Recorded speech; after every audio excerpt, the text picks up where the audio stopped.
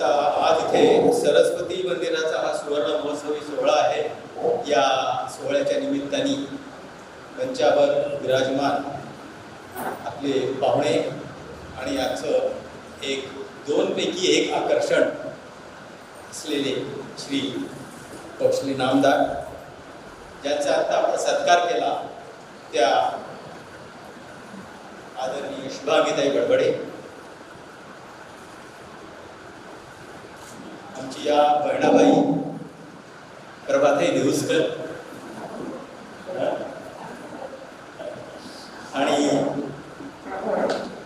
Lakshmi Ranade madam आणि उपस्थित सर्व पदाधिकारी आणि आमंत्रित. सुरुवातीला मी इथे कसा आलो हे प्रभाताईंनी ऑलरेडी सांगितलेलंच आहे.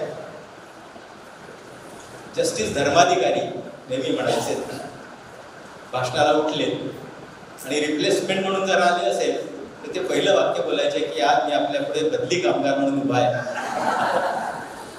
आज माझी परिस्थिती तीच आहे. मी बदली कामगार जरी असलो तरी मला आनंद होतोय की मी इथे आलो, कारण यापूर्वीही मला 2-3 येण्याचा प्रसंग आलेला आहे आणि त्यामुळे इथे यायला मिळालं याचा मला खरंच आनंद आहे.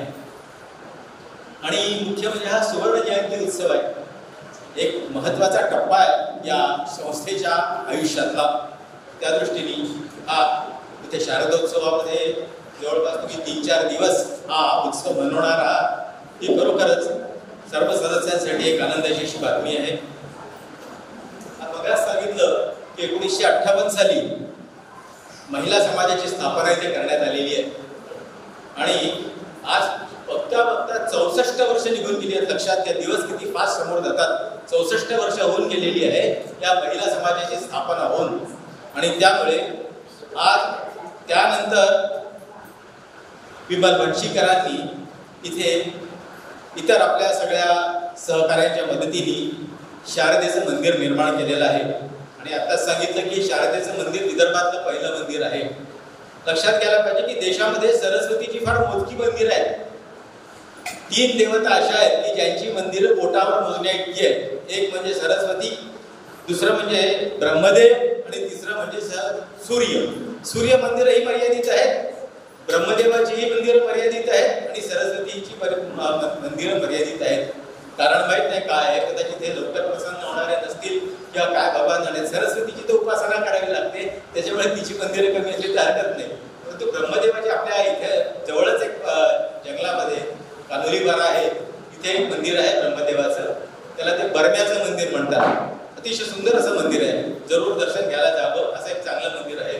ते एकंदरीत अशा स्त्रियांच्या साधारणतः उद्धारासाठी म्हणा किंवा स्त्रियांना काहीतरी ॲक्टिव्हिटी मिळावी आणि त्यांच्या सुप्त गुणांना वाव मिळावा या दृष्टीने हे संपूर्ण ही संस्था उभारल्या गेलेली आहे आणि त्या दृष्टीने इथे हे कार्य सुरू आहे. आज मला आनंद याचा आहे की इथे त्रिमूर्ती ज्या आहेत त्या अत्यंत महत्त्वाच्या अशा त्रिमूर्ती आहेत. एक तर तुमच्या ज्यांनी सर्व हे आयोजन केलेलं आहे आपल्या सहकार्यांच्या मदतीने त्या आदरणीय प्रभाताई देऊसकर, बहुगुणी, बहुआयामी आणि सांस्कृतिक कार्यामध्ये ज्यांचं अतिशय आवड आहे अशा प्रकारचं उत्तम निवेदिका,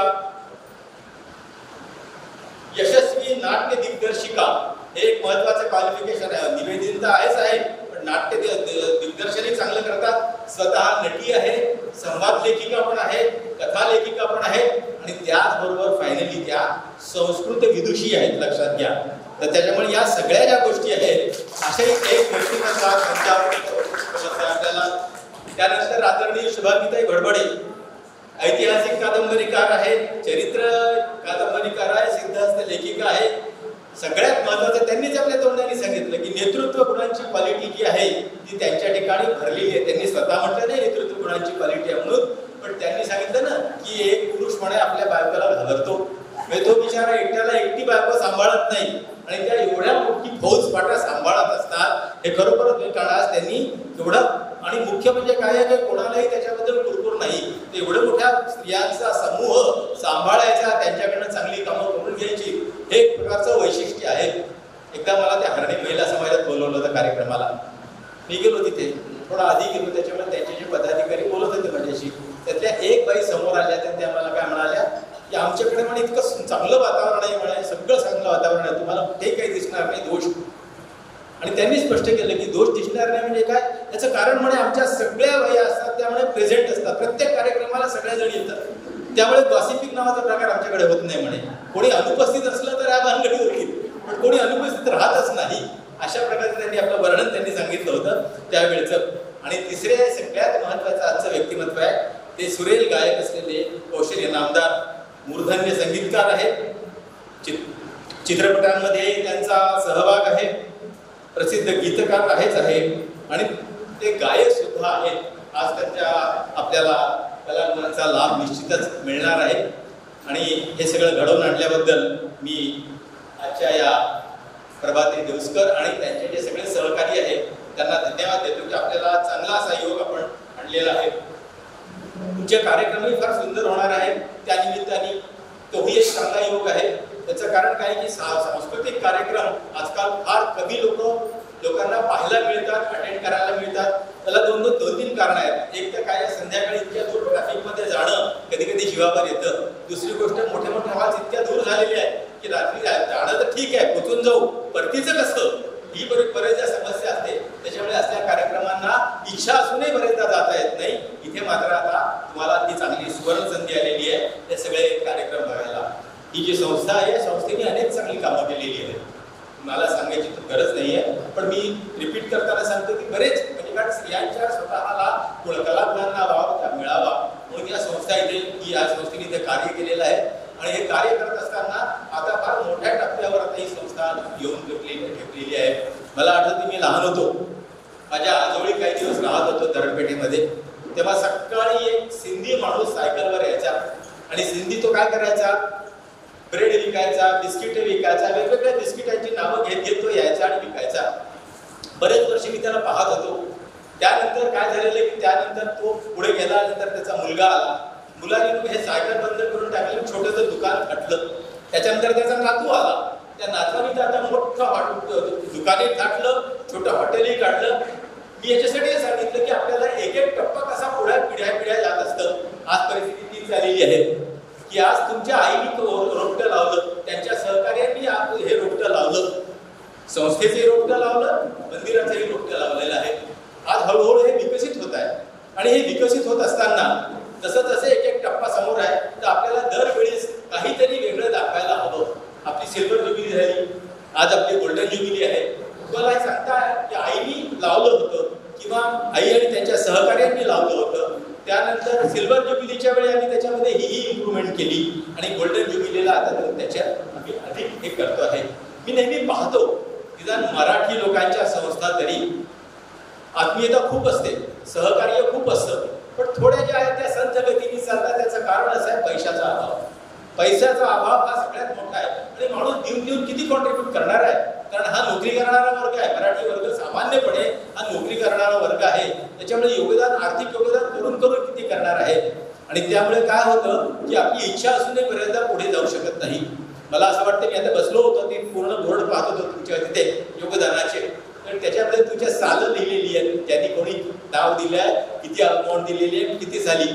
मला 2017वर ती लिस्ट थांबलेली दिसली. म्हणजे 17 5 वर्ष होऊन गेले, कदाचित आले असेल मध्ये, आपण कदाचित एंट्री केली नसेल. पण सांगायचा मुद्दा असा की पहिले आता या जर हा गोल्डन ज्युबिलीचा काळ आहे त्याच्यामध्ये एक थोडासा आपण निर्णय घेतला पाहिजे की आपल्याला आर्थिक संपन्नता जरी नसली तरी आर्थिक विपन्नता असू नये, जेणेकरून आपण कुठेतरी पुढे जाऊ शकलो पाहिजे. हे निश्चितपणे बघायला हवं. त्याचं कारण आणि त्यासाठी काय आहे की आता तुम्ही सगळे आता बसा, बुद्धीला कमी नाही आहे, अनुभवाला कमी नाही आहे, बसा आणि कुठल्या तरी अशी एक योजना आणा. आणि स्वतः तुमच्याजवळ जर माणसं नसतील तर माणसं बाहेरून आणू शकता. परंतु आज सरकार अनुकूल आहे, लक्षात घ्या. आणि अनुकूल सरकार असल्यामुळे तुम्हाला एखादे NGO जर नॉन गव्हर्नमेंटल ऑर्गनायझेशन काढली तर सरकारचं फंडिंग होतं त्याला. ते जर मिळालं तर निश्चितपणे मला असं वाटतं की ते तुमच्या उत्पन्नाचं सरकार कार्यक्रमाच्या वेळी देणग्या देणारे लोक असतात, पण ते काय तात्कालिक तेवढ्यापुरती असतं, त्याच्यानंतर ते संपून जातं. आणि हाताशी पैसा कमी असल्यामुळे आपल्याला अनेक उपक्रम करता येत नाही. म्हणून माझं एक सजेशन आहे, हा तुम्हाला कितपत योग्य वाटतं ते, की तुम्ही अशी कुठेतरी बसून योजना काढा की ज्याच्यातून तुम्हाला उत्पन्नाचं काहीतरी असं साधन मोठ्या प्रमाणावर येऊ शकलं पाहिजे, जेणेकरून हा सगळा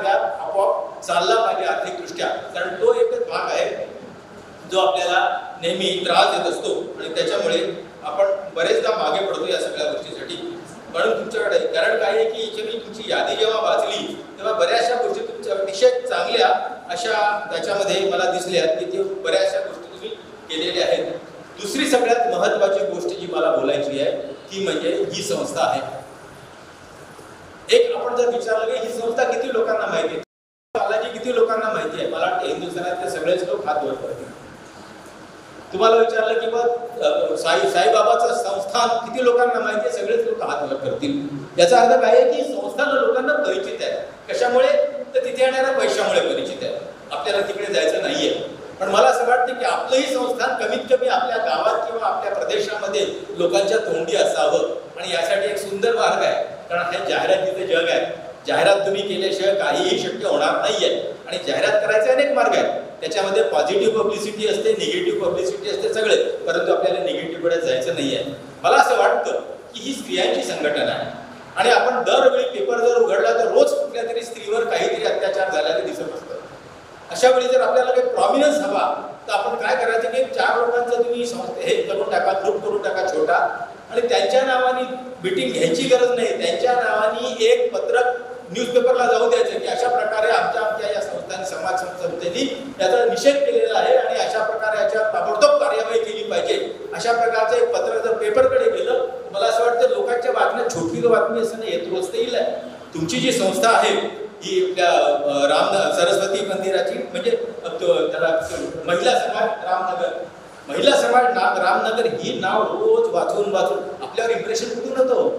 जे रोज वाचतं त्याचाच डोक्यावर कुठेतरी असतं किंवा हे आहे. तर ही कुठली संस्था आहे, काय आहे, हे कदाचित कोणी शोधायला घेणार नाही, परंतु सारखं इम्प्रेशन होत राहील. आणि त्यामुळे काय संस्थेचं नाव लोकांपर्यंत गेलं पाहिजे.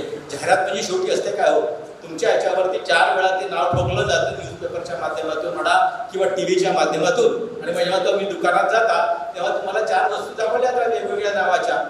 त्या 4च्याही क्वालिटी सारख्या असतील किंवा आपण तुम्हाला जे नाव डोक्यात फक्त बसलाय ना, जे पाहिलं ते आपण तेच घेऊन टाकतो की हे द्या, कारण नावाचा परिचय झाला असतो आपला. गाणं आपल्याला का आवडतं, कारण ते वारंवार ऐकलं. तर पहिल्यांदा ऐका गाणं नाही आवडणार कुठलंच, पण तुम्ही ते जर 10 वेळा ऐकलं तर मग त्या परिचयाचं झालं असल्यामुळे आवडायला लागतं. तशा प्रकारची स्थिती आहे. म्हणून मला असं म्हणायचं आहे की या आता संस्थेला गोल्डन ज्युबिलीला असा निर्धार करा की हे नाव बाहेर जायला पाहिजे मोठ्या प्रमाणामध्ये. का आता नागपुरात काही देवळं आहेत त्यांची स्वतःची आयडेंटिटी आहे. अहो, तुमचं सरस्वतीचं मंदिर आहे. मंदिर असल्यामुळे काय आहे की या तुम्हाला एक्सक्लुझिव्हनेस आहे की एकमेव मंदिर आहे. त्याच्यामुळे त्याचा कुठेतरी फायदा घ्यायचा. आणि तुम्ही अशा प्रकारचा स्त्रियांच्या संदर्भामध्ये काही अन्याय होताना दिसला तर तो सगळ्यात पब्लिसिटी करायच्या दृष्टीने त्याचा सगळ्या न्यूजपेपरकडे प्रेस नोट पाठवायची, जबरदस्ती पाठवा. मला वाटतं रोज पाठवायची गरज पडली तरी छापून करा, परंतु प्रेस नोट पाठवा जेणेकरून याचा सर्वत्र परिचय येईल. आणि ही माझ्या दृष्टीने अत्यंत महत्त्वाची अशी गोष्ट आहे. आज तुम्हाला मी सांगण्यासारखं काही नाही, कारण तुमच्याकडे सगळ्या अनुभवी स्त्रिया आहेत, सगळे लोक आहेत आणि तुमचे स्वतःचे काम करणाऱ्या तुमचे स्वतःचे क्षेत्र फार मोठं आहे. मला अजून एक गमतीची गोष्ट कधी कधी वाटते ती म्हणजे अशी की स्त्रिया विमानं चालवायला लागल्या, स्त्रिया अमुक करायला लागल्या. म्हणजे मोठी बातमी येते की पुरुषांच्या क्षेत्रामध्ये स्त्रियांचा प्रभाव, स्त्रियांनी किती अचिव्हमेंट केलेली आहे. मला हे थोडंसं ऑड याच्यासाठी वाटतं की काही गरज नाही स्पर्धा दाखवायची, कारण जेव्हा स्पर्धा म्हणून आपण दाखवतो तेव्हा एक लक्षात येते की आपल्यापेक्षा कोणीतरी वरचढ आहे आणि आपण त्याच्या बरोबरीने जायचा प्रयत्न करतो आहे की बहुधा त्याच्या बरोबरीने आलं. हे स्पर्धेमध्ये नेहमी असतं. म्हणून स्त्रियांनी पुरुषांचा केला तर कोण पुरुषाचा, तुम्ही स्त्रियांची तेवढी योग्यता आहे, बरोबरी कशाला करायची, त्याच्यामुळे बरोबरीची गरज नाही. उलट कधी कधी ही बातमी येत नाही की विष्णू मनोहरांनी स्त्रियांचं क्षेत्र पादाक्रांत केलं वगैरे, अशी बातमी येत नाही. त्याचं कारण ते स्वतः ते आहे ना, किचन हा जो भाग आहे हा आजपर्यंत आपण आयडेंटिफाय स्त्रियांबरोबर करतो, पण तिथे जर त्या क्षेत्रात जर कोणी पुरुष आला तर त्याच्याबद्दलचा उल्लेख येत नाही. म्हणून मला असं वाटतं ही जी बरेचदा तुलना होते याचा सुद्धा कुठेतरी आपण एक करा. म्हणून हा वैचारिक जो एक भाग आहे या वैचारिक भागावरती थोडंसं कॉमेंट्स लिहिणं म्हणा किंवा त्याच्यावर लेख लिहिणं म्हणा, याच्या बाबतीत थोडंसं या समाजाने करावं. कारण तुमच्याकडे बुद्धिमान लोकांची कमतरता नाही आहे, विचार करणारे. आणि विचार करत असताना कसा विचार करतात तुमच्याकडे मी पाहिलेलं आहे ते म्हणजे कसं आहे तुमचं की श्रद्धा तर आहे पण श्रद्धाबरोबर तर्कही आहे. तर जेव्हा श्रद्धा आणि तर्क एकत्र येतात तेव्हा तुम्हाला अतिशय सुंदर असं लिखाण करता येऊ शकतं. प्रेसची सुद्धा तुम्हाला निश्चित मदत मिळेल. आणि अशा वेळी हा जो तुमचा एकंदरीत प्रवास चाललेला आहे त्याच्यामध्ये कुठेतरी तुम्हाला वरती जाता येईल. कारण देवळाच्या बाबतीत मी जास्त पुढे काही सांगू शकत नाही. किंवा तुमच्या या संपूर्ण समाजाच्या बाबतीतही तुम्ही काय पुढे ॲक्टिव्हिटीज करावी त्या बाबतीत मी सांगण्याचा माझा अधिकार नाही आहे. परंतु जे काही मला सुचलं त्या दृष्टीने असं वाटतं की आर्थिक बाब ही पहिले मुक्ती सांभाळावी. तिथे जे जे काही म्हणून करता येईल ते निश्चितपणे आपण करावं. आणि एक प्रकारचा स्त्रियांच्या समस्यांसाठी झटणारा असा प्रेशर ग्रुप आहे ही संस्था म्हणजे, असं जर त्या वातावरण प्रेसमधून निर्माण झालं तर मला असं वाटतं की तुम्हाला त्याचा खूप फायदा होईल. आणि त्या निश्चितपणे काहीतरी एक कार्य त्या दृष्टीने, कारण ज्यांनी ही संस्था स्थापन केली त्यांच्या मनात तोच उद्देश होता की स्त्रियांच्या संपूर्ण कलागुणांना वाव मिळावा, हा त्यांचा उद्देश होता. आणि त्याचबरोबर स्त्रियांचा उद्धार सुद्धा व्हावा. बरेचशा डेस्टिट्यूट स्त्रिया असतात. अभ्यंकर तुम्ही याच्यात गेला, अभ्यंकरांचं भवन आहे त्या धंतोलीमध्ये, तिथे अभ्यंकर स्मारक हे भवन आहे. त्या भवनामध्ये तुम्ही गेला तर तिथे वेगवेगळ्या ॲक्टिव्हिटीजसाठी दिलेली त्यांनी जागा. भवन तसंच आहे वेगवेगळ्या ॲक्टिव्हिटीसाठी. आणि त्याच्यामध्ये प्रामुख्याने स्त्रिया आहेत. त्यात काही स्वयंपाक करणाऱ्या म्हणजे स्त्रिया आहेत वरच्या साईडला की ज्या संपूर्ण वर्षभर माल विकत असतात वेगवेगळे पदार्थ करून डिस्ट्रीब्युट्स आहेत. तर आपल्याला सांगायचं तात्पर्य मला काय की तिथपर्यंत आपल्याला त्याची गरज नाही, कारण आपण सगळे सुखवस्तू आणि व्यवस्थित घरातून आणलेले असल्यामुळे आपल्याला आपल्या पातळीवरनं जर काही करता आलं तर निश्चितपणे करावं अशी त्या स्थापकांची इच्छा आहे.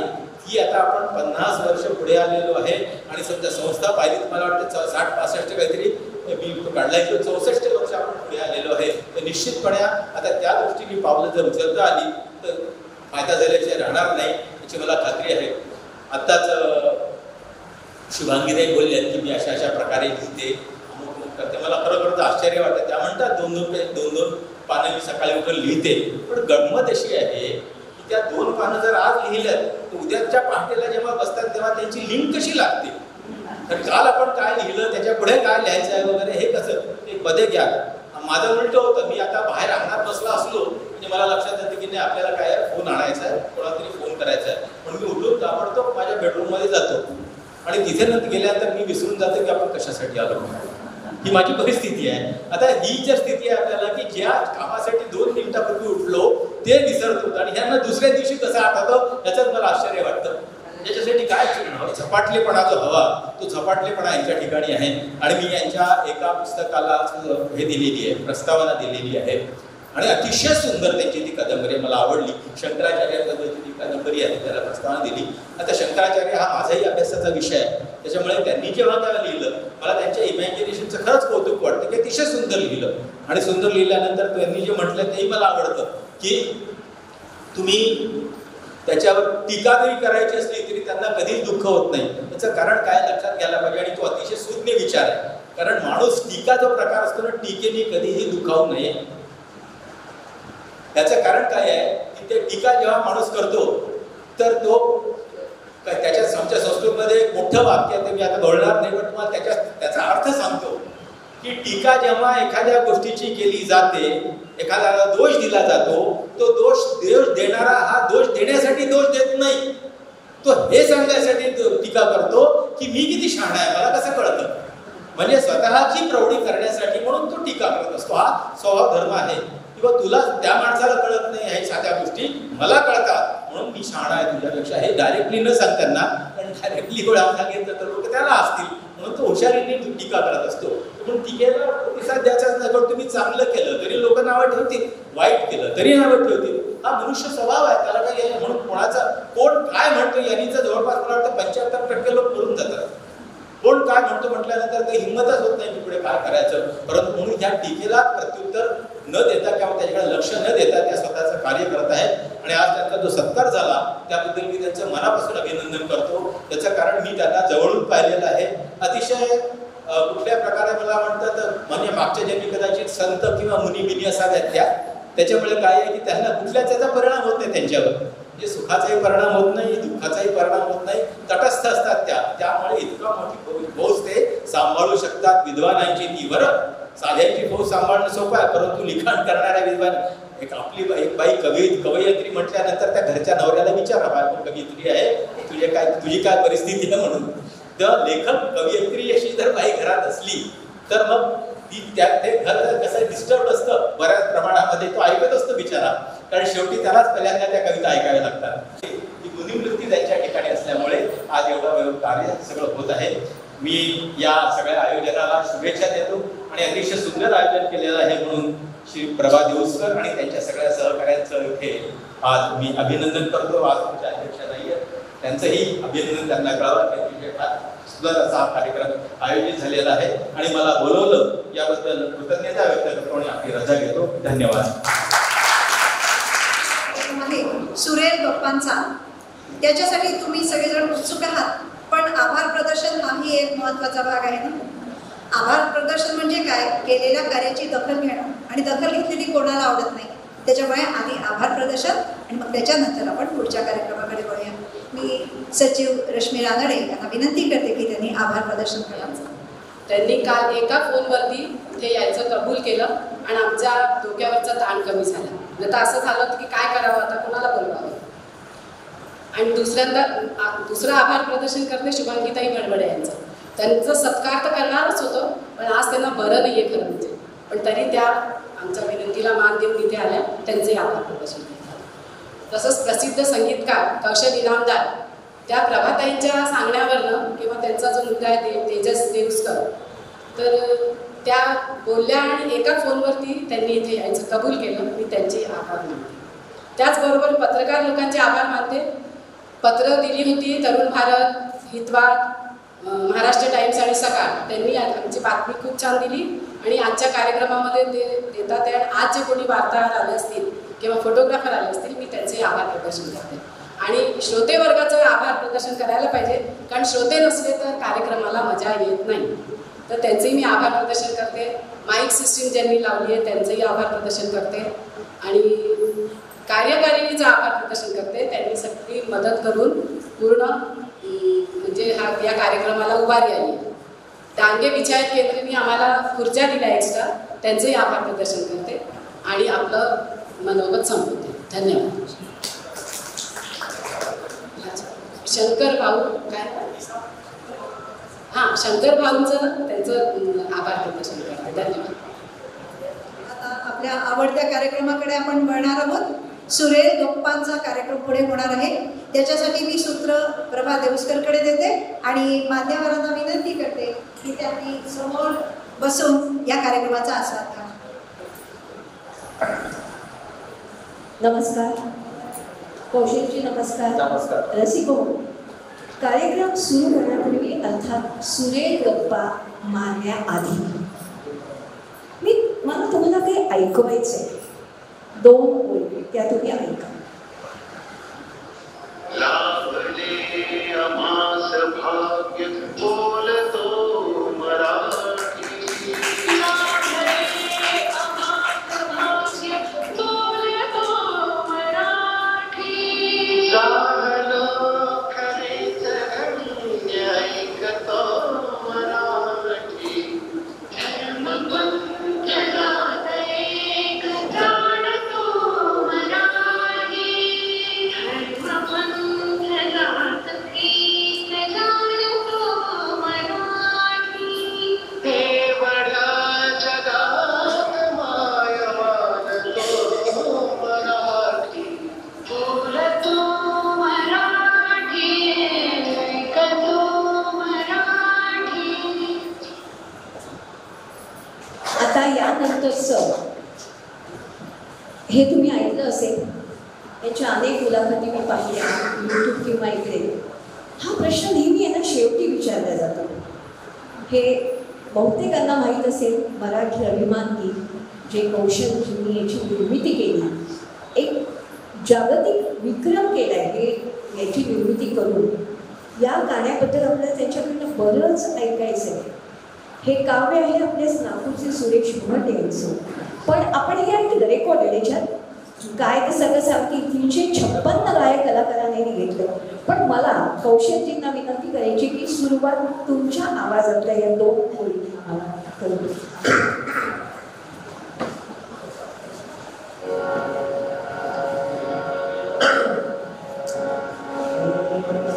येथ ज्ञान भामधून वर्षते मराठी. येथ ज्ञापिकांमधून ढोलते मराठी. येथ ज्ञानजामधून वाहते सगळ्या चराचरात राहते मराठी. लाभले आम्हास भाग्य बोलतो मराठी. जाहलो खरेच धन्य ऐकतो मराठी. बोलतो मराठी ऐकतो मराठी. जाणतो मराठी मानतो मराठी. वा, खूप छान. मला असं विचारायचं की तुम्ही जास्त सांगू शकाल की हे गीत कोणत्या परिस्थितीत तुम्हाला तयार करावं, म्हणजे संगीतबद्ध करावं असं वाटलं? त्याच्यामागे काही घटना घडली का, किंवा काही असा प्रसंग होता का की ते बघून तुम्हाला असं वाटलं की नाही मराठीवरचं गीत तयार करावं? खरं मराठी अभिमान गीत हा संपूर्ण एका वेगळ्या कार्यक्रमाचा विषय.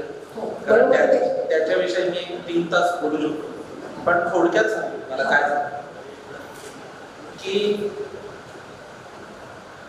माझं सगळं शिक्षण हे इंग्रजी माध्यमात झालं. त्यामुळे मराठीचा म्हणून काही असा प्रश्न आहे असा मला माझ्या गावी नव्हतं.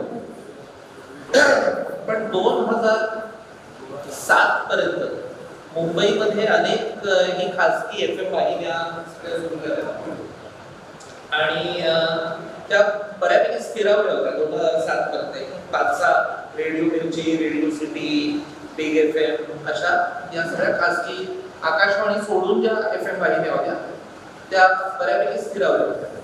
आणि अशाच एका वाहिनीवर मला त्यांची जिंगल करण्यासाठी म्हणून बोलवलं. मी गेलो तिकडे, दिवसभर आमचं रेकॉर्डिंग झालं आणि संध्याकाळी ध्वनिमुद्रण झाल्यानंतर वाद्यांची आवरावर करताना अगदी सहज मी माझ्या समोर बसलेल्या रेडिओ जॉकीला विचारलं आणि माझा मित्रच होता, त्यामुळे त्याला विचारलं की तुमच्या वाहिनीवर तुम्ही मराठी गाणी गाणे. हा सहज कुतूहलाचा विषय म्हणून मी विचारला, म्हणजे त्याच्याकडनं एक काहीतरी बोलायला पाहिजे या हेतूने त्याला प्रश्न विचारला. पण त्याच्या उत्तराने मी जरा स्थिमित झालो, कारण तो म्हणाला की आमची पॉलिसी आहे. तर मी म्हटलं महाराष्ट्राच्या राजधानीमध्ये मराठी गाणं न लावण्याची तुमची पॉलिसी आहे? तर तो म्हणला हो. तर सहज मी काही चिडत नाही आणि मला राग पण येत नाही तसा. तर मी म्हटलं की याच्यात थोडंसं खरवडून बघू की आणखी काय याचा विचार काय. त्यामुळे मी त्याला विचारलं की तुमची स्टेशन भारतभर आहे, तर इतर कुठल्या शहरामध्ये तुमची अशी पॉलिसी आहे की कोइंबतूरमध्ये आम्ही तमिळ गाणं लावणार नाही, किंवा कलकत्त्यामध्ये आम्ही बंगाली गाणं लावणार नाही, अहमदाबादमध्ये गुजराती गाणं लावणार नाही, असं कुठे इतर कुठल्या शहरात तुमची अशी पॉलिसी? तर तो जरा हसला आणि तो म्हणाला नाही दुसरीकडे कुठे. धन्यवाद. काय सरांनी मगाशी म्हटलं की ते गायक पण आहे, खरं तर ते नाहीये तसं. गायकाला गळा असतो, संगीतकाराला बहुतेक वेळा नरड असतो. आणि आज मात्र अगदी प्रोफेशनल गायकासारखा माझा गळा कसा बसलेला आहे, त्यामुळे थोडस तुम्हाला ऍडजस्ट करावं लागेल. तर म्हटलं इतर कुठल्या पॉलिसी आहे? तर तो म्हणला नाहीये. मी म्हटलं मग मुंबईवर काही पूर्वदृष्टी? तो म्हणला नाही, मुंबई कॉस्मोपॉलिटन आहे. म्हटलं अगदी मान्य आहे, मुंबई कॉस्मोपॉलिटन आहे, तुम्ही इथे हिंदी गाणी लावता, स्वागत आहे. तुम्ही एखादं पंजाबी गाणं म्हणता, बुल्ला की गाणं में कौन, ओके, हे पंजाबी गाणं.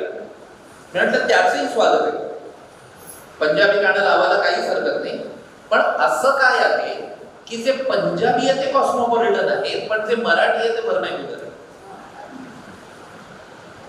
तर त्यावर तो म्हणाला की खरं तर याला काही उत्तर नाही, पण खरं सांगू का तुला की मराठी गाणं समजा रेडिओ वाहिनीवर आमच्या लागलं तर आमच्या वरच्या अधिकाऱ्यांना असं वाटतं की आपल्या रेडिओ वाहिनीला एक डाऊन मार्केट फील आहे.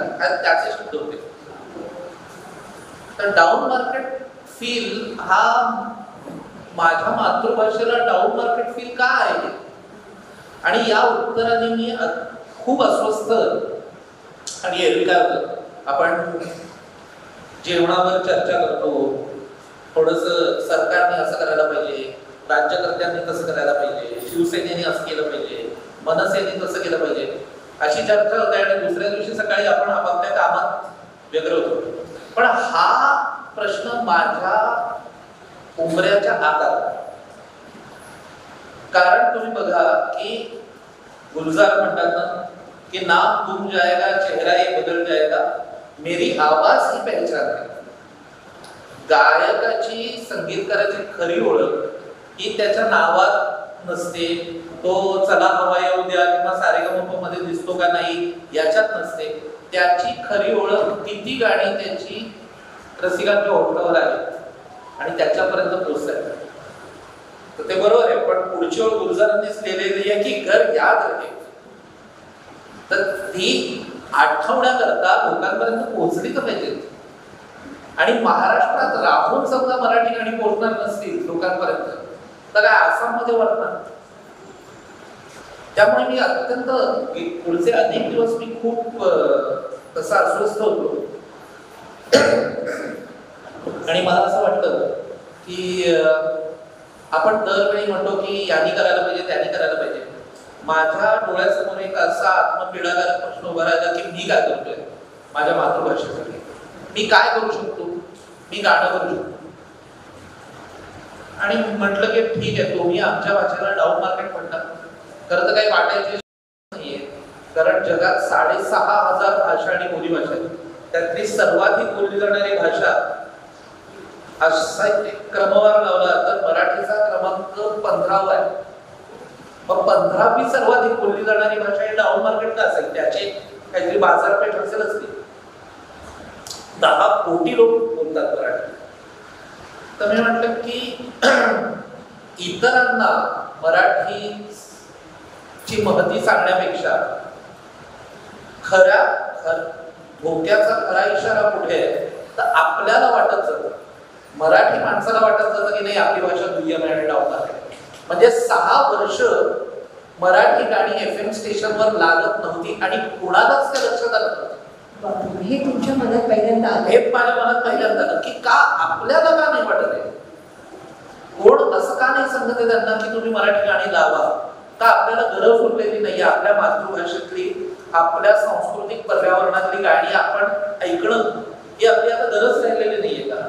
आणि असे अनेक प्रश्न माझ्या डोळ्यासमोर येत होते. आणि म्हटलं की आता समजा लागले नाही तर पुढच्या पिढीत मराठी संगीत तर होणारच नाही. कारण शेवटी चांदे सर म्हणाले की या सगळ्याला तुम्ही किती सांस्कृतिक उपक्रम केले तरी याला एक अर्थकारणाची चौकट आहे आणि ते बसलं पाहिजे. बरोबर. तुम्ही आता विचार करा की तुम्ही शेवटचं मराठी गाणं कधी विकत घेतलं आणि तुमच्या असं लक्षात येईल की नाही घेतलं, मग कुठून होत आहे ती मराठी गाणं. आणि त्यामुळे मी म्हटलं की आपण तुम्ही आमच्या भाषेला डाऊन मार्केट म्हणता ठीक आहे, तुम्ही अप मार्केट कशाला म्हणता. रेहमानचा स्टुडिओ, इळयाचे वादक हे अप मार्केट आहे का. आम्ही तिथे जाऊन तुम्ही गाणं करू. तुम्ही म्हणता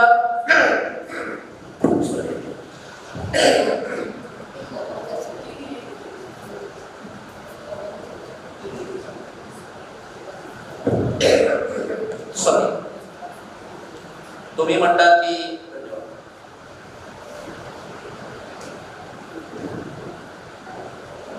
तुम्ही म्हणता विश्वदीप चॅटर्जी यांनी 3 इडियट्स, हम दिल दे चुके सनम, देवदास याच्यासारखे चित्रपट एक ध्वनिमुद्रण म्हणून केलेले आहेत. तो सर्वोत्कृष्ट ध्वनिमुद्रण आहे का भारतातला. आम्ही त्याच्याकडे जाऊन याचं ध्वनिमुद्रण करू. यशराज स्टुडिओ हा एशिया खंडातला सर्वात मोठा स्टुडिओ आहे का, तर आम्ही तिथे जाऊन याचं ध्वनिमुद्रण करू. जे जे उत्तम आहे, जे जे उदात्त आहे, जे जे उन्नत आहे ते सगळं आम्ही या गाण्यामध्ये त्याचा उपयोग करू. जगातलं सगळ्यात भव्य गाणं आम्ही मराठीत करू आणि मराठीवर करू. आणि मग तुम्ही आम्हाला सांगू शकता की हे डाऊन मार्केट म्हणून आम्ही लावतो. आणि त्यावेळेचा तो एक उन्मादच होता. म्हणजे त्याच्यासाठी पुढचं 1.25 वर्ष मी दुसरं एकही व्यावसायिक काम केलं नाही. त्याच्यासाठी माझ्या घरातनं पण मला बऱ्याच सांगितलं गेलं की तुझी जबाबदारी आहे काहीतरी घराप्रती सुद्धा. पण मला तो पुढचा 50 वर्षाचा काळ दिसतो.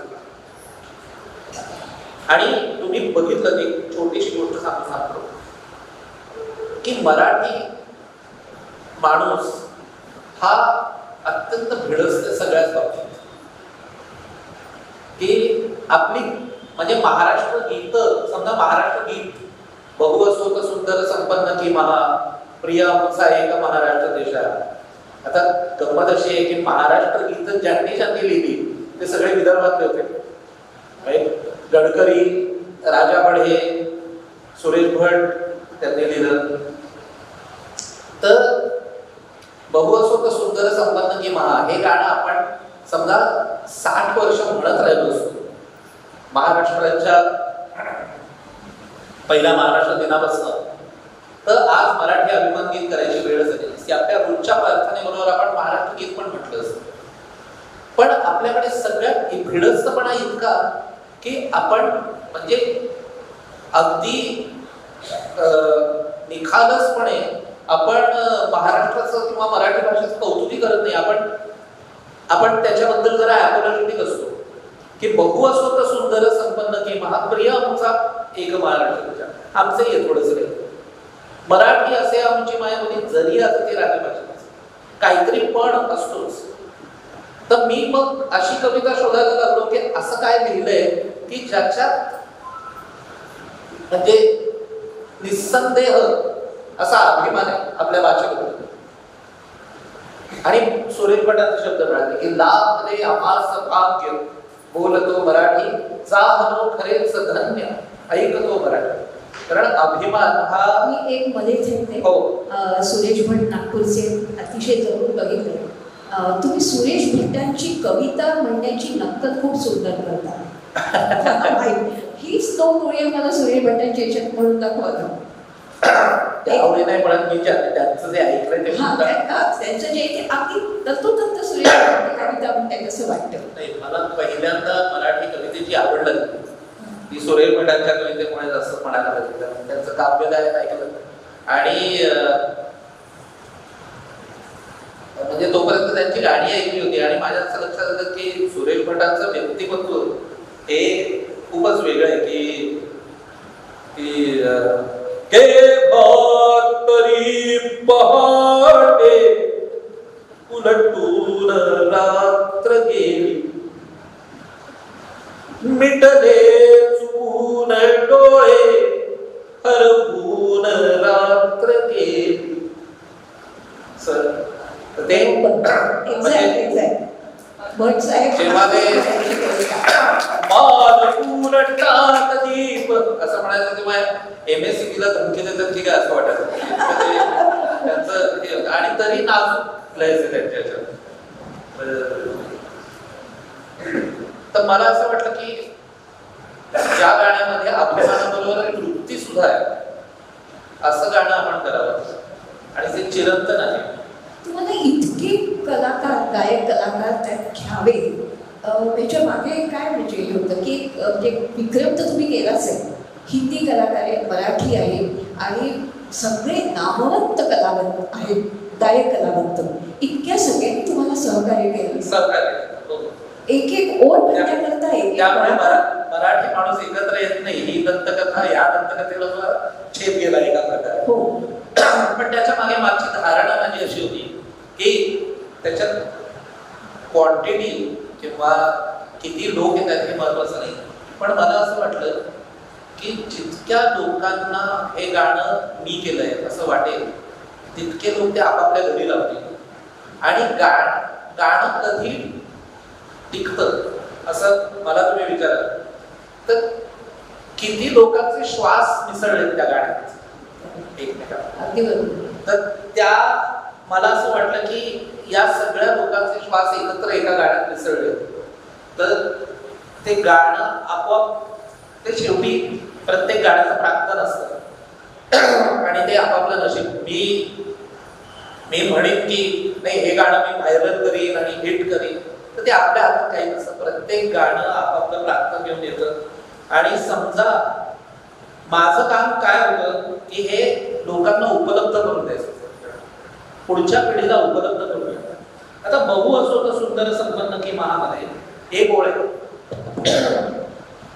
की काय तुरंगी जलकडे तुरंगी जलकडे. आता तुम्ही बघितलं तर या ओळीतला एकही शब्द आता प्रचलितच नाही. अटक भारतच नाही, तुरंगी म्हणजे ओढे आपल्याला माहिती नसतं, पाण्याला आपण जल म्हणत नाही. आणि एक एक शब्द आपल्या शब्दसंपदेतून गळून पडतो आणि भाषेचं प्रचंड नुकसान होतं. स्वयंपाकघरातल्या त्या किती गोष्टी आहेत की ज्या आपल्याला किंवा नवीन पिढीला माहिती आहेत. आणि मला असं वाटतं की माध्यमांतर ही नवीन पिढीपर्यंत पोहोचण्याची सगळ्यात उत्तम एक त्याची वाट आहे. आणि कवितांची गाणी झाली ती लहान मुलांच्या कानावर पडत राहिली. आपल्याकडे श्रुतीचं महत्व इतकं सांगितलेलं आहे, तर त्यामुळे ती कानावर पडत राहिली की आपोआप एक आत्मीयता निर्माण होते. आणि गाण्यावर माझी नितांत श्रद्धा आहे. त्यामुळे एखाद्या फुलपाखरू एखाद्या सुरवंटाचं जसं फुलपाखरू होतं तसं तुम्ही संगीतकाराच्या हातात कुठलाही प्रश्न द्या त्याचं गाणं होतं. आता तुम्हाला संगीतवरच व्हायचं होतं की अपघाताने संगीतकार झाला? हे तुम्ही संगीत द्यायला केव्हापासून सुरुवात केली? पूर्ण अपघात. पूर्ण अपघात कसा घडला अपघात? नाही म्हणजे आता केव्हापासून संगीत द्यायला सुरुवात केली, केव्हापासून संगीत द्यायला सुरुवात केली या प्रश्नाला अनेक उत्तर आहेत. कारण माझी पहिली चाल जशी मी इयत्ता 6वीत लावली होती. आम्हाला लोअर लेवलचं मराठी होतं, त्यामुळे कविता पाठ व्हायला काय करायला लागलं तर समजा गाणी पाठ व्हायची चित्रपटाची, पण कविता पाठ नाही व्हायच्या. मग मी त्या सिनेमाच्या गाण्यांच्या चालीत म्हणायचो. म्हणजे फिर महान बन नावाची एक हिंदी कविता होती ती मी एहसान मेरे दिल पे तुम्हारा है दोस्तों, ये दिल तुम्हारे प्यार का मारा है दोस्तों, तर फिर महान बन मनुष्य फिर महान बन, फिर महान बन मनुष्य फिर महान बन, असं गायचं. हा थोडा तो लहानपणचा वात्रटपणा होता. पण कुसुमाग्रजांची एक कविता होती आवड तो माझा अफाट सागर अथांग पाणी निळे, निळ्या जांभळ्या जळात केशर सायंकाळी मिळे. आणि याला काही कुठली सिनेमाची चाल पटकन आठवली नाही, तर मी नुसतंच गायलो की आवड तो माझा अफाट सागर अथांग पाणी निळे, निळ्या जांभळ्या जळात केशर सायंकाळी मिळे. पण तेव्हा पण चाल नव्हतोय हे काही माहिती नव्हतं. पण नंतर कॉलेजमध्ये असताना कविता घ्यायला आणि मग ती कविता कोणीतरी सांगितलं लिहिलंच चांगलं, पण ते वृत्तात पाहिजे आणि छंदात लिहिता आलं पाहिजे. आता छंदात कसं लिहायचं तर परत चालीत लिहिलं तर ते आपोआप छंदात येईल. आणि म्हणून मग ते मी हिंदीत लिहायचो. त्यामुळे त्या कवीची जशी चाल असते जशी सुरेश भटांची तरन्नुम आहे त्या तरन्नुम मध्ये आपण लिहावं आणि तसा हळूहळू कविता करत. पण तुमची अशी व्यावसायिकदृष्ट्या जी आहे ती कुठली आठवते का? कोणत्या कविता कवीच्या गाण्याला सांगतील काय काय व्यावसायिक संगीत जे तुम्ही सुरू केलं तर ग्रेसच्या ग्रेस म्हणून मला ग्रेसचं काय झालं की ग्रेसची एक कविता आहे आणि त्याला यशवंत देवांची चाल आहे. हो पाऊस कधीचा पडतो झाडांची हलती पाने हलकेच जाग मजानी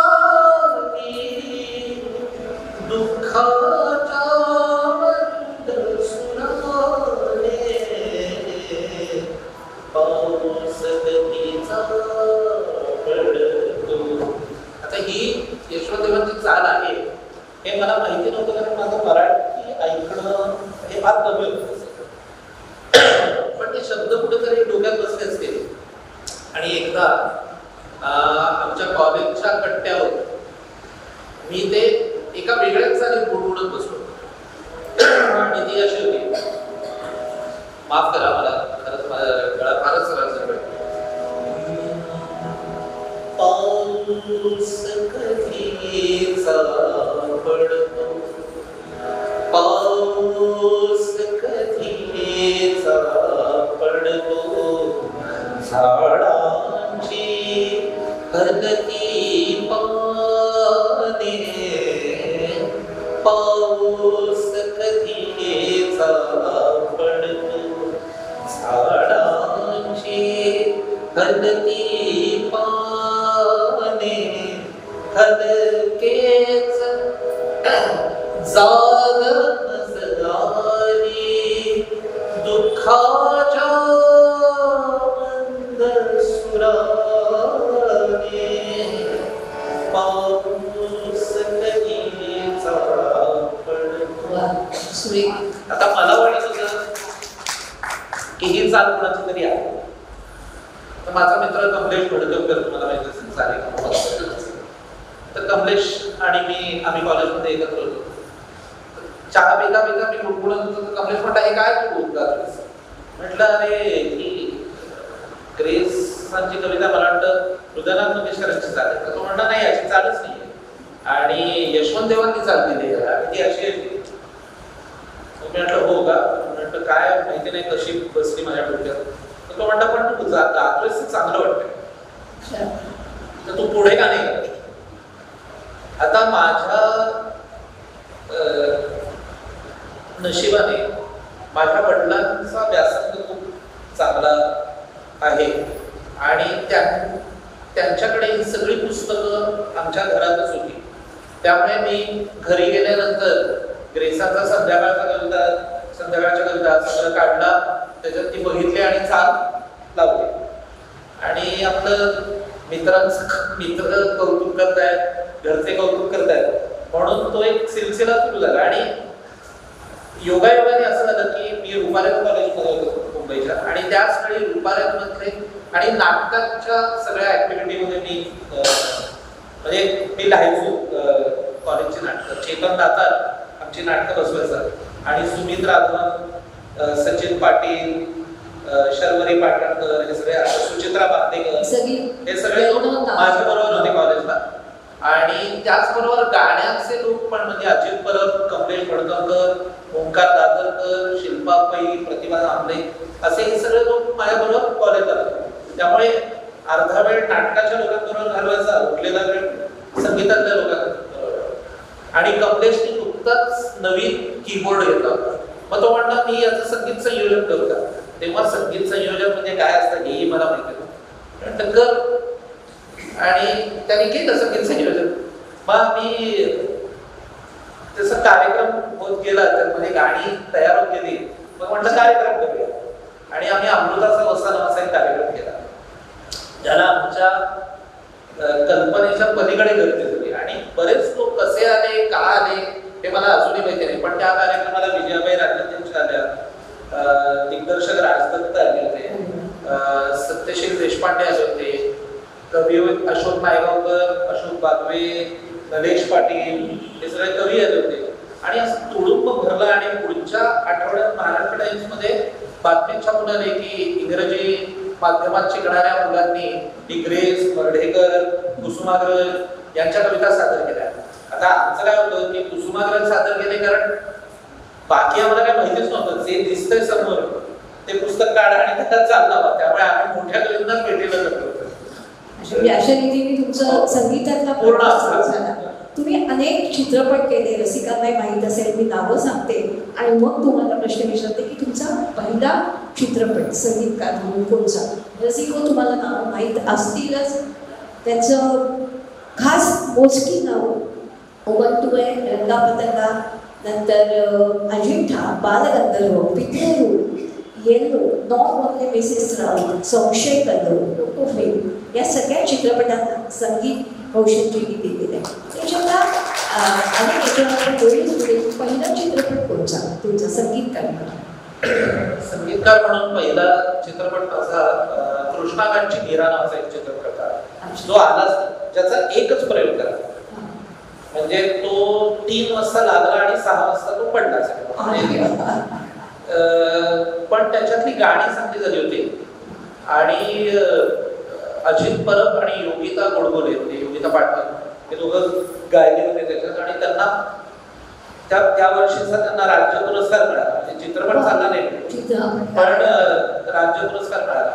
आणि मग त्याच्यानंतर लगेच गजेंद्र अहिरेचा चित्रपट होता, त्याच्यानंतर नॉट ओनली मिसेस राऊत हा चित्रपट त्यांनी केला आणि तो गाजला. त्याला राष्ट्रीय पुरस्कार मिळाला. त्याच्यातल्या गाण्याला देवकी पंडित गायल्या होत्या, त्यांना पुरस्कार मिळाला. असं झालं. त्यामुळे मग तो एक चित्रपटांचा सिलसिला थोडा असा पुढे जातो. आपण बाकीच्या चित्रपटांकडे येणारच आहे. चित्रपटाबरोबरच तुम्ही अनेक दूरदर्शन मालिकांना पण शीर्षक गीतं केली किंवा संगीत दिलं असतं. एक म्हणजे सगळ्यांना माहिती आहे 4 दिवस सासूचे, मला वाटतं ना 2001 ते 2013 कंटिन्युअस ही मालिका चालू होती आणि त्याचं शीर्षक गीत आणि त्याची काही वेगळी आठवण आहे का? देखील इतकं गाजली ती मालिका, सगळ्या अर्थाने गाजली. तर तुम्ही फक्त शीर्षक गीत तयार केलं की त्याला पार्श्वसंगीत पण केलं? पार्श्वसंगीत मी तेव्हा हिंदी मालिकांचं करत. तर तुम्हाला आठवत असेल की भारतातली जी पहिली रोज लागणारी मालिका डेली सोप ज्याला असा शांती नावाची एक मालिका होती. त्या शांती नावाच्या मालिकेचे मी जवळपास 800 तरी एपिसोड केले पार्श्वसंगीत. त्याच्यानंतर एक साया नावाची मालिका होती आणि अशा अनेक हिंदी मालिकांचं मी तेव्हा पार्श्वसंगीत करत होतो. पण 4 दिवस सासूचे मध्ये शीर्षक गीत होतं आणि चित्रपटासारखी अनेक गाणी होती त्याच्यात, त्यामुळे ती पण मी केली. पण शीर्षक गीताची एक आठवण मजेशीर आहे.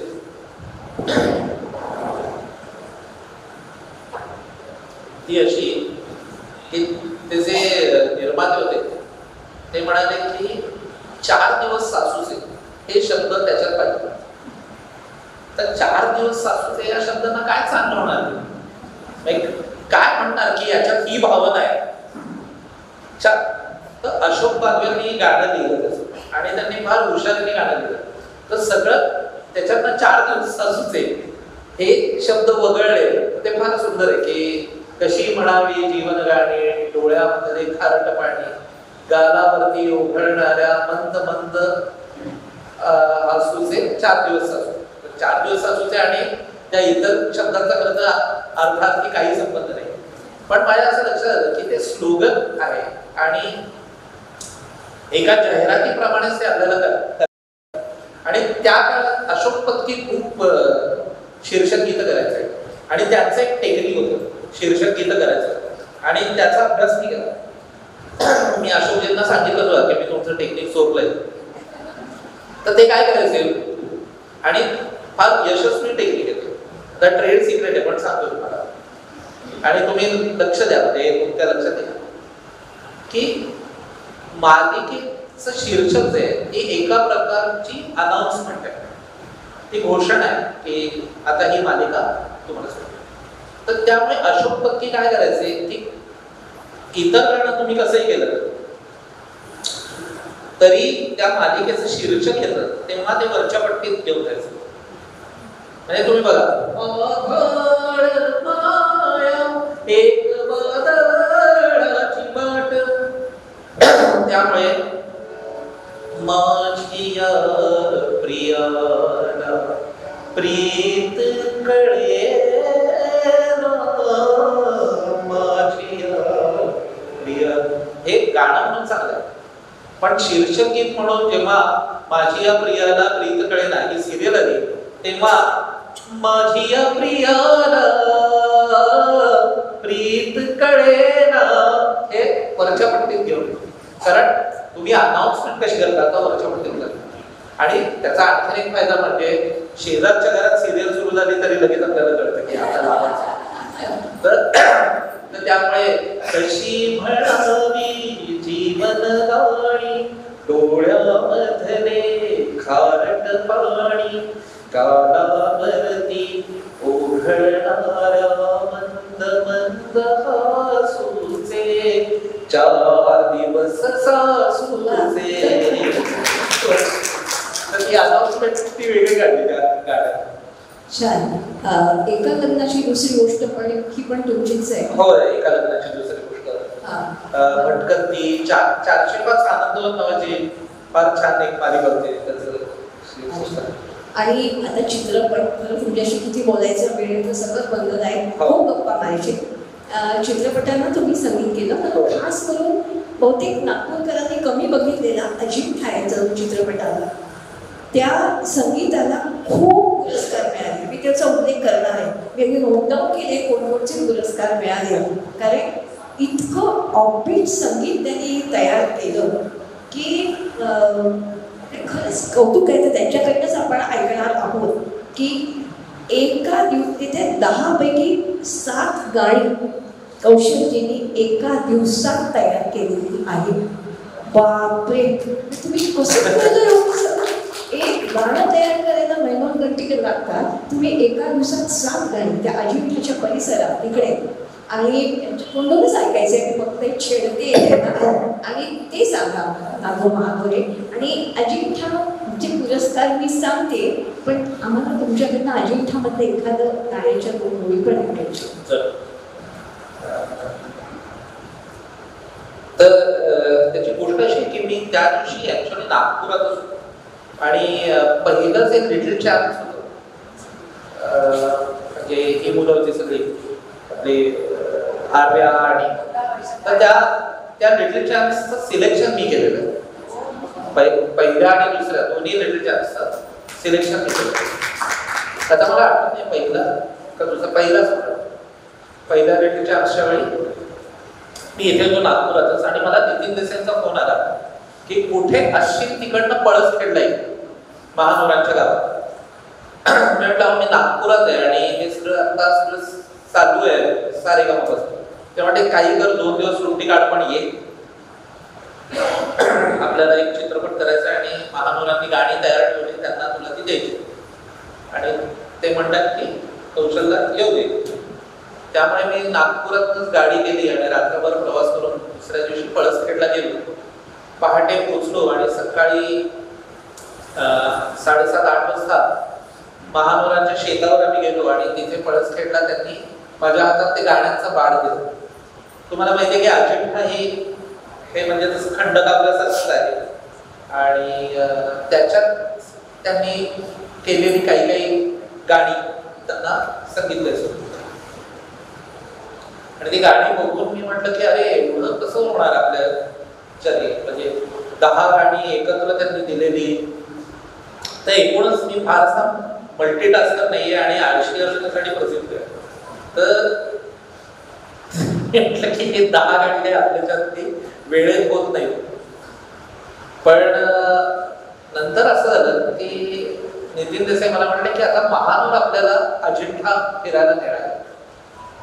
तर महानोरांबरोबर अजिंठाची लेणी बघण्याचा जो योग होता तो इतका दैवी होता आणि वातावरण पण फार सुरेख होतं. असंच पावसाचे दिवस होते आणि तिथे असा भरपूर पाऊस पडत होता.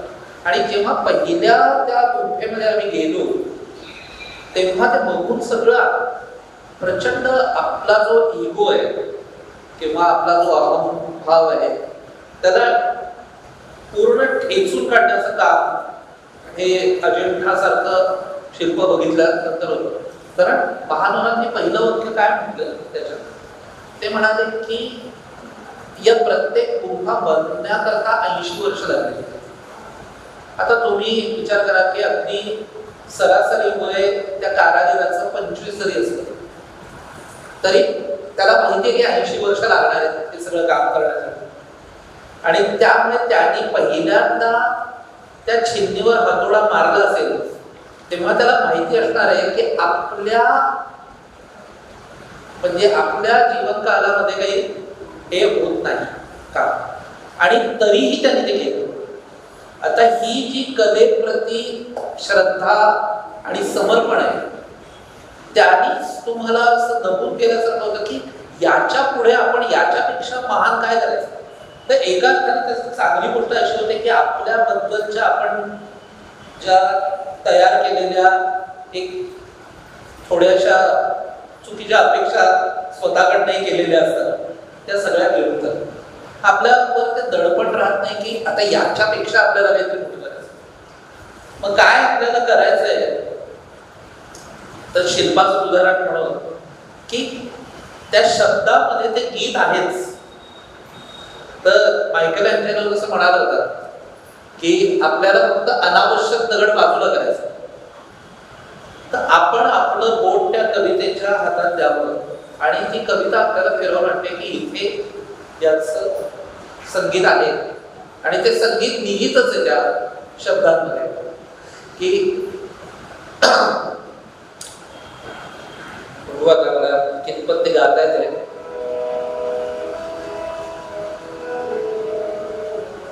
आता बघा,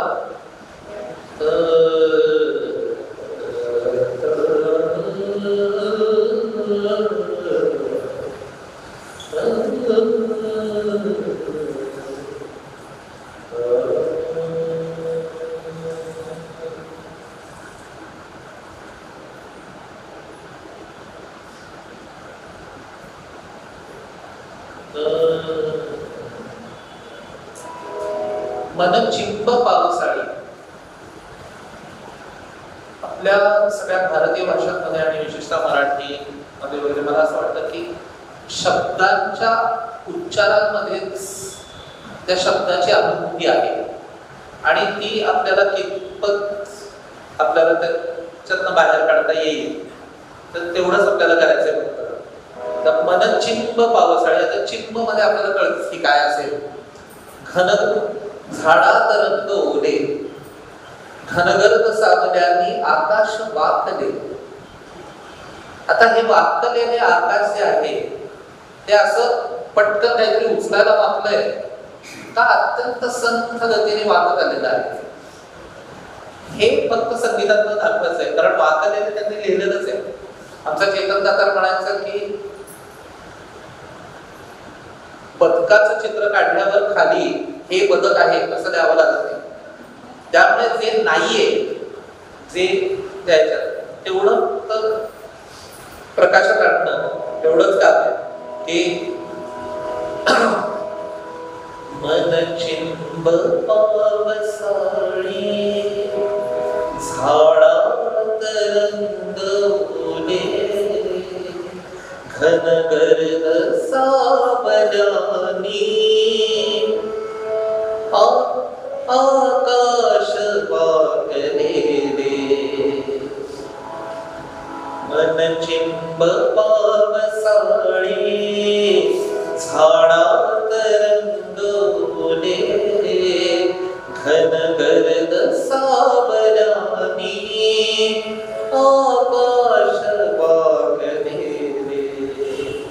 पाऊस पाखराच्या पंखात थेंब थेंबे शिडकाव संथ येता, झाडे निळे कुसुंबी मन चिंब